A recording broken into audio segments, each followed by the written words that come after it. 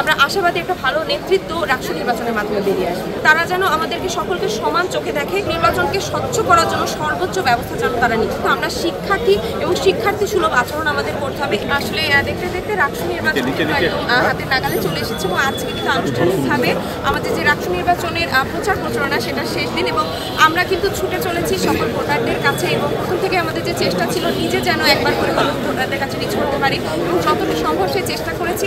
আজও সেই চেষ্টা করে থাকছি যে কেউ যদি বাদ পড়ে যায় তার কাছে যেন আমি নিজে সরাসরি একবার কথা বলতে পারি এবং আমাদের প্রতি তারা আলহামদুলিল্লাহ অনেক ভালো সাড়া দিচ্ছে। আমাদের যে প্যানেল ঐক্যবদ্ধ নতুন প্রজন্ম, সেই প্যানেলে আসলে আমরা সবাইকে একটা পদে যারা যোগ্য তাদেরকে নিয়ে আমরা প্যানেলটা সাজানোর চেষ্টা করেছি এবং তার প্রতি তারা একদম ইতিবাচক সাড়া দিচ্ছে।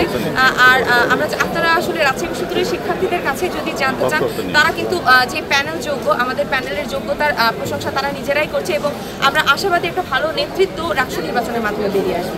আমি বারবার বলেছি যে আমরা কিন্তু নির্বাচন কমিশন এবং সকল শিক্ষার্থী এবং সকল প্রার্থীদের প্রতি আহ্বান জানিয়েছি আমরা যেন নিজেরা নিজেদের শৃঙ্খলাবোধটুকু বজায় রাখি এবং সেই দিক থেকে আমরা যেন সকল নিয়মকানুনের উপর সম্পূর্ণ সম্মানবোধটুকু রাখি এবং নির্বাচন কমিশনের তারা আমাদের অভিভাবক, আমরা কিন্তু সকলেই তাদের ছাত্র এবং তারা যেন আমাদেরকে সকলকে সমান চোখে দেখে এবং কোনো প্রশ্নের জায়গা যেন না রাখে। আমরা তাদের উপর আস্থা রাখতে চাই যে একটা সুন্দর নির্বাচন দেবে। হার জিত তো অবশ্যই থাকবে, সেটা মেনে নিয়ে সকল প্রার্থী এসেছে, কিন্তু আমরা আশাবাদী যে একটা ভালো রাষ্ট্র নির্বাচন আমরা উপহার দিতে চাই। কেমন পাচ্ছেন?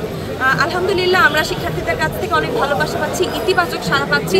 তারা আমাদের প্যানেলের প্রশংসা করছেন এবং সেই আমরা যে বার্তাগুলো দিতে চাচ্ছি তারা সেই বার্তাগুলোর প্রশংসা করছেন, তারা বিভিন্ন পরামর্শ আমাদের কাছে দিচ্ছেন।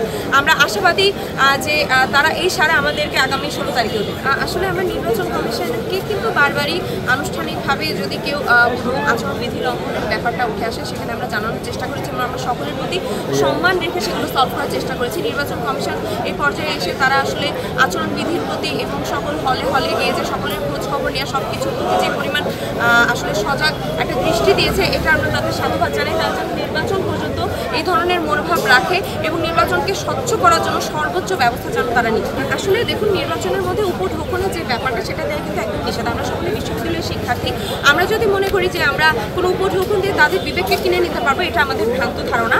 তবু আচরণবিধির প্রতি সম্মান জানিয়ে কিন্তু আমরা শিক্ষার্থী এবং শিক্ষার্থী সুলভ আচরণ আমাদের করতে হবে। এটাকে বিশ্ববিদ্যালয়ের যে একটা নির্বাচন সেই হিসেবে আমাদেরকে নিতে হবে এবং সকল শিক্ষার্থীর কথা চিন্তা করে আমাদেরকে আমাদের ব্যয়ের কথা চিন্তা করতে হবে।